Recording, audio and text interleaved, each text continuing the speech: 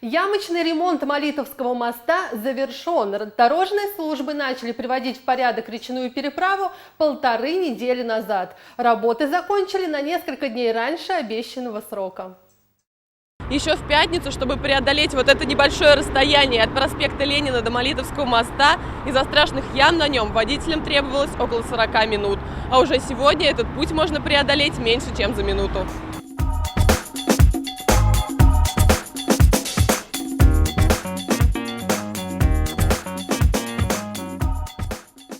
Ямы, конечно, влияли на скорость движения по утрам и по вечерам, в часы пик.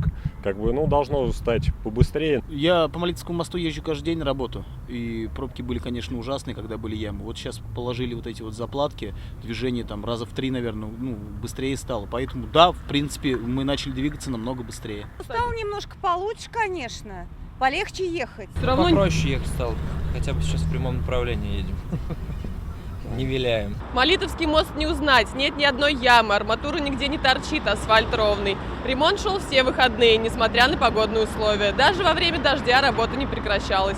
Поэтому о качестве дороги можно только догадываться. Месяц прослужит. Завтра эти уже начнут крошиться, эти ямки. Послезавтра все повторится. Судя по практике, ненадолго. Обычно салон, я не знаю, может там вибрация выше, чем должна быть. Но разваливается он быстро, конечно. К началу лета все сойдет. Потому что это не ремонт. Все ломается. Надо нормально, капитально делать мост. На Молитовском мосту в субботу полностью закончили ямочный ремонт, но не исключено из-за состояния моста, что ямы будут появляться в нем вновь, но это будем ситуацию мониторить и отслеживать, будем их оперативно устранять. Знак ограничения скорости в 40 километров при въезде на мост все еще висит, но это лишь напоминание водителям о том, что раньше здесь практически невозможно было проехать. И для того, чтобы забыть тот старый Молитовский мост как страшный сон, осталось лишь убрать этот знак.